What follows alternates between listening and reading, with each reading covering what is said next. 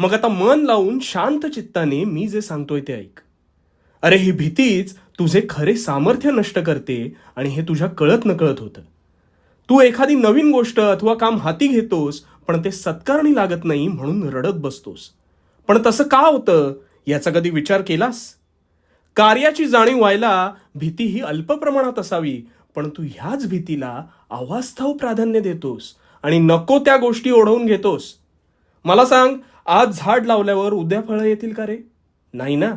तसंच तू नवं काम, नवा व्यवसाय अथवा नवं नातं जोडताना होतं बघ. वेळ ही कर्माची गुरु किल्ली आहे. गोष्टींना वेळ द्यायला शिक. आज व्यवसाय सुरू केलास तर स्वतःच्या निर्णयावर विश्वास ठेव. त्यात पडझड होईल, पण थांबायचं नाही. तो व्यवसाय सुरू करताना तू पाहिलेलं स्वप्न आठव आणि मार्गक्रमण कायम करत राहा. 2 दिवसांच्या